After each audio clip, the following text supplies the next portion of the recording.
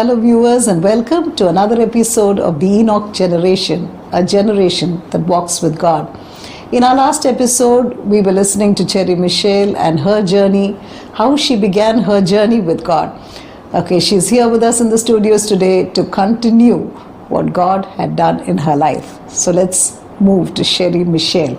Yes, hi, and nice to have you back with us. Hello, Auntie. Thank you for having So it me was beautiful to listen to your journey, like how God began to push you right from the age of 6 and began to use you so powerfully. So now you were telling us that it was not just the singing and not just the worship, and God began to use you even in the preaching. Now, how did this come about?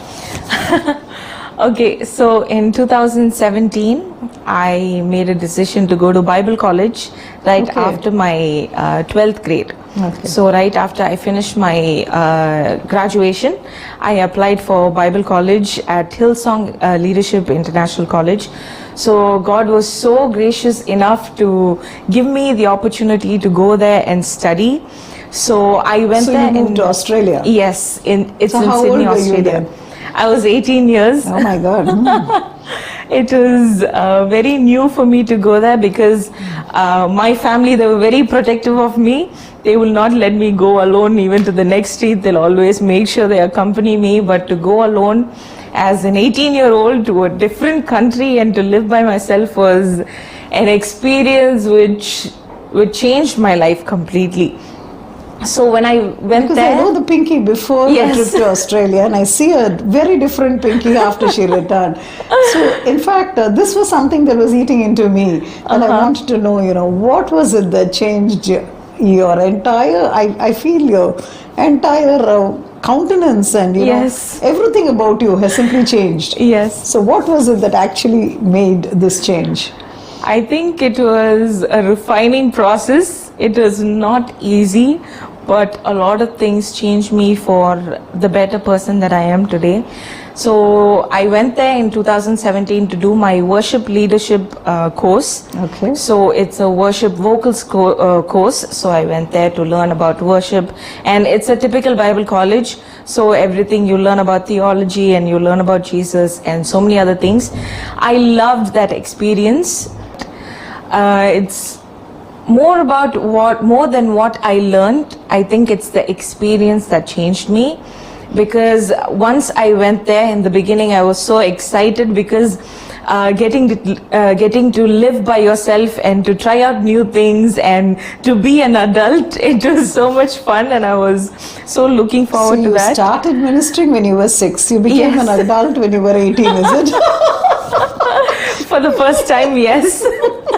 Because I had to make own decisions, and I had to run my house, and I had to take care of myself. So I felt like... What sort of an accommodation did you have? Was it a hostel you were staying in? Or? Yes, it was a college accommodation. Okay. So I lived with a few other girls from different countries around the world. Okay. So it was 6 of us. We shared a house, but we'd have to cook for ourselves. We had to work to pay our bills. So did you learn cooking before you went to Australia? Not really. Because I've never seen you cooking. I YouTubed my way around every single day, that's the truth.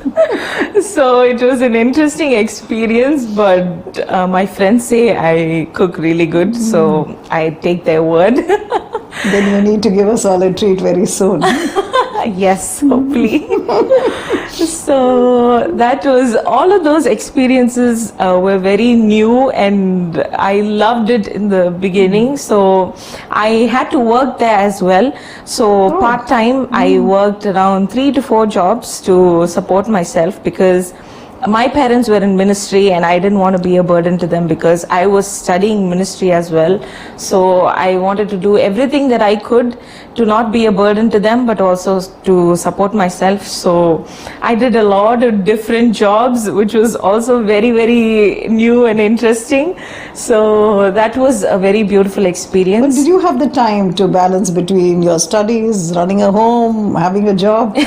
How did you manage it all? It was very hard in the beginning. It was very, very difficult, but Our college, they're very, very flexible and they are very understanding because a lot of people studying there are from different countries. So for some, the amount that the college is asking of them is a huge amount, and they know people have to work to support themselves.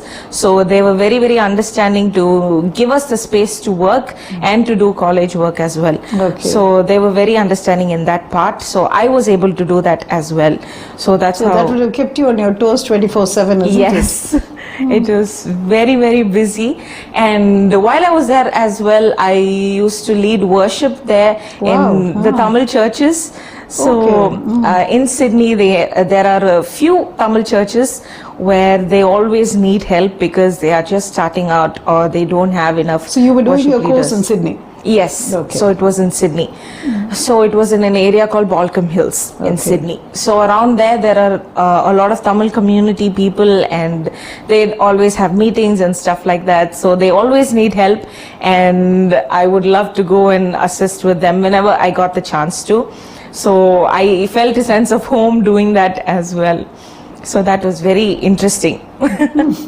So you were ministering there also? Yes. How did you even manage to find the time? I can't fathom the whole thing, because one side you said you were cooking, the other side you said you had to, do your studies, and the third was working. Yes. And now it's ministry as well.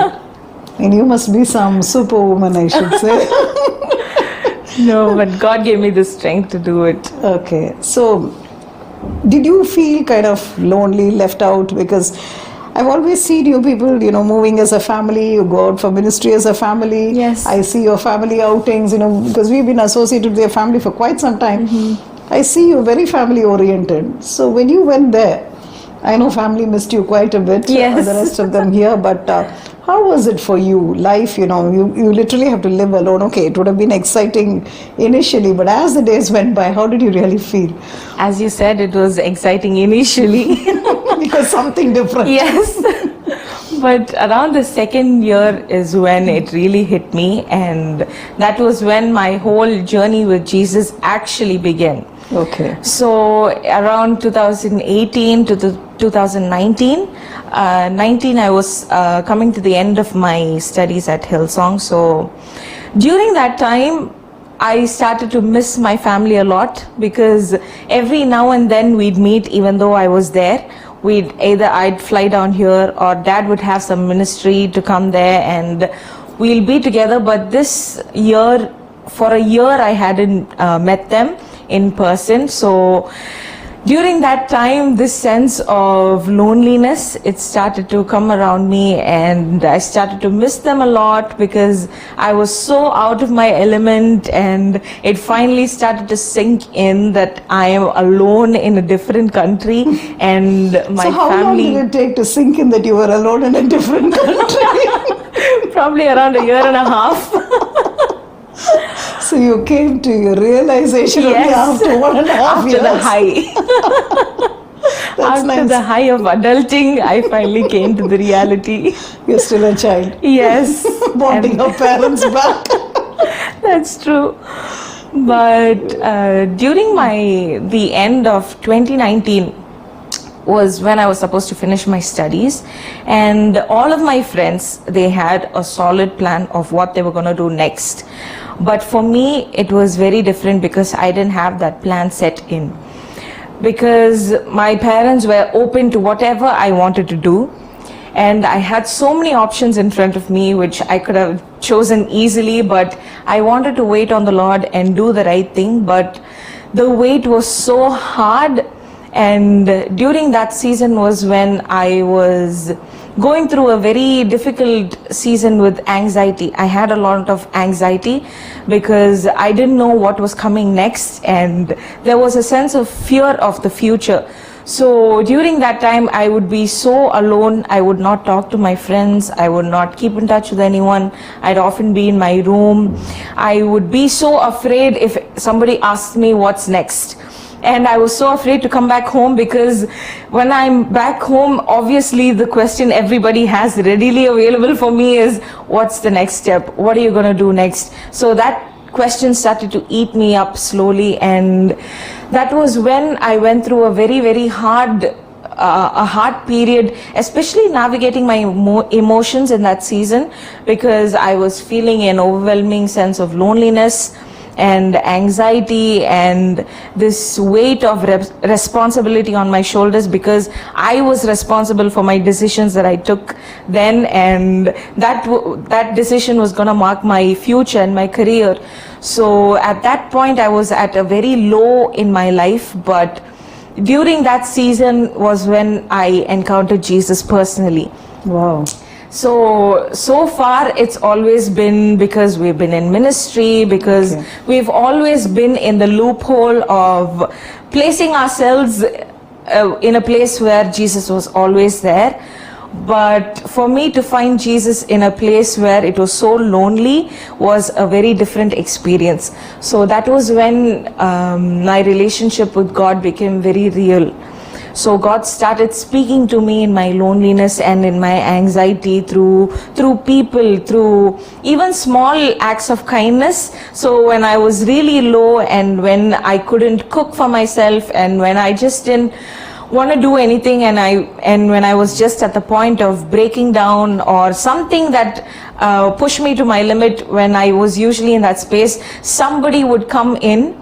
So my housemates would call, they'd be like, somebody came and dropped some food packets for you, can you come check? It's for you, I think.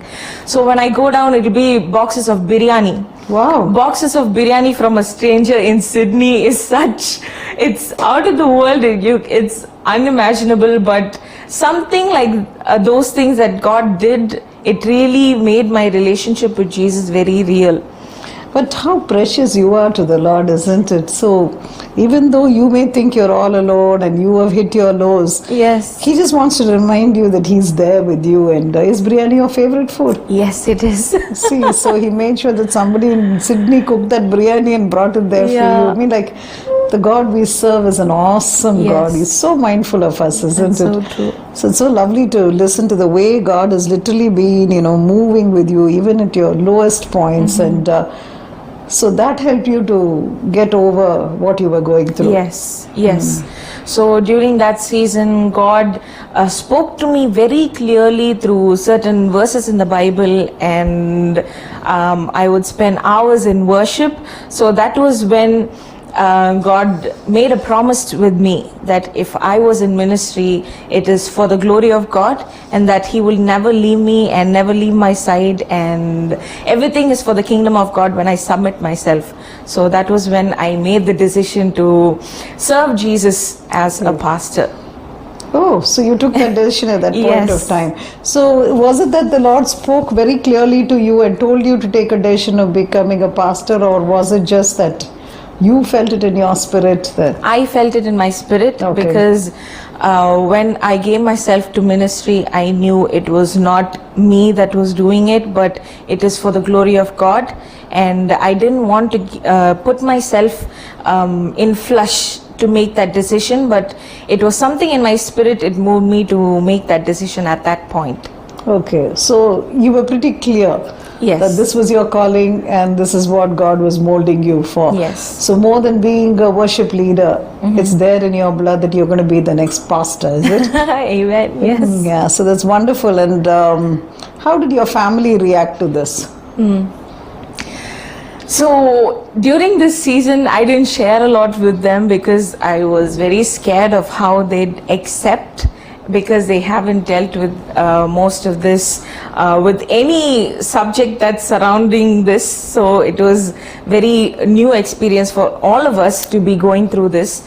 But the only thing they said is to pray and to commit to God. Okay. Which I did, and God took control of everything. So they were not pushing you into anything at all. No. So they had just left it to your choice to decide what you wanted to do. And I mean, like, you have taken the right decision of waiting on the Lord and the Lord speaking to you before you move in a direction which may not be acceptable to the Lord, So it's wonderful, because ministry has got so many openings, and I think choosing the right portfolio is really something that only the Lord can do for us, because the ministry belongs to Him. Yes. So now you are committed to become a full-time pastor. Yes. Oh, that's wonderful. So how do I call you hereafter? Pastor Cherie Mitchelle, is it, or Pastor Pinky? How am I supposed to address you? Anything is fine, whichever you're comfortable with. So anyway, viewers, you've been listening to what Pinky has been talking to us, and she's been telling us about how God helped her to take the right decision in her life and put her into the right platform in ministry. So if you would also surrender your lives to God and wait for Him to work in your life, He's more than faithful to do it. Yes, we have ups, we have downs, but even in her lower steps, the Lord proved that He was her God. He was with her, surprised her with a packet of biryani. That's the God we serve. And we will be listening to more from her in our next episode. Till then, it's a goodbye. God bless. தேசமே பயப்படாதே, கர்த்தர் பெரிய காரியங்களை செய்வார். ஆம், தேசத்தை கலக்குகிற நேரம் வந்துவிட்டது. கடைசி நாட்கள் அற்புத அடையாளங்களினாலே அப்போஸ்தலர்களைப் போல எழும்ப வேண்டிய டைம் வந்துவிட்டது. Yes, come on church, rise up. பாவத்தை விட்டு, உலகத்தை விட்டு, இச்சைகளை விட்டு நீ எழும்ப வேண்டிய நேரம் வந்துவிட்டது.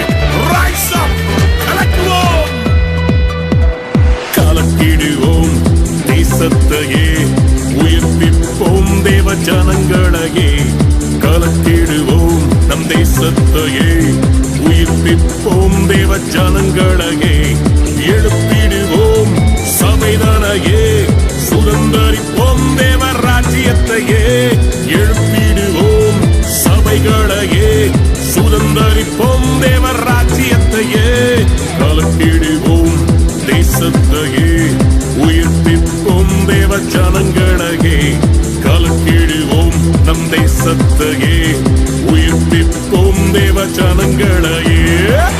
ராஜாக்கள் யுத்தத்துக்கு போகிற நேரம் வந்தபோது தாவீது உப்பரிக்கையின் மேலே உலாவிக் கொண்டிருந்தார். தேவ பிள்ளையே, உனக்காக தேவன் தேசத்தின் எழுப்புதலை கையில் கொடுக்கிற நேரம் வந்திருக்கிறது. பாவத்தின் பின்பு, இச்சைகளின் பின்பு ஓட வேண்டிய நேரமாகுது.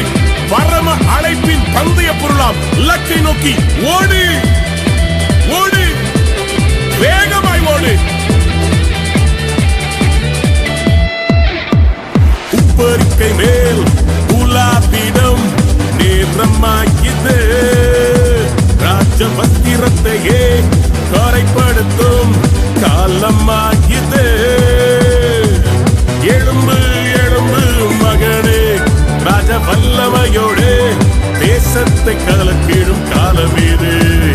எழும்பு, எழும்பு வாலிபனே, பரிசுத்தத்தோடே தேசத்தை கலக்கிடும் காலம் இது. கலக்கிடுவோம் தேசத்தையே, உயிர்ப்பிப்போம் தேவ ஜனங்களையே, கலக்கிடுவோம் தேசத்தையே, உயிர்ப்பிப்போம் தேவ ஜனங்களையே.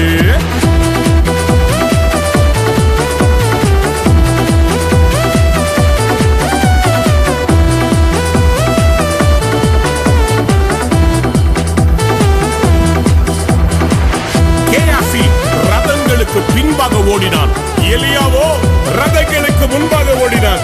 உலகத்துக்கு பின்பாக ஓட போகிறாயா? உலகம் முன் பின்னால் ஓட போகிறதா? தெரிந்து கொள்.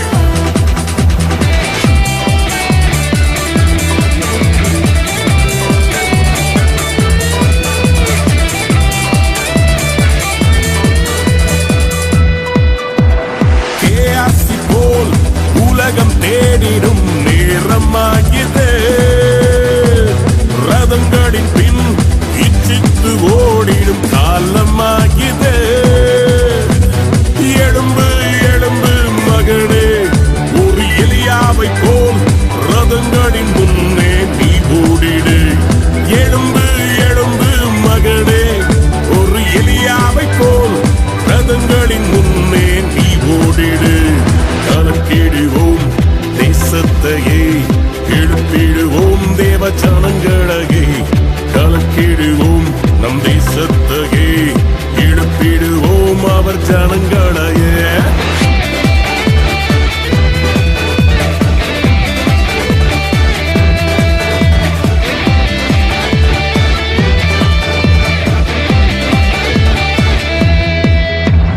சூறைச்சேடி கீழ் சோர்ந்து உறங்கிடும் நேரமாகிது.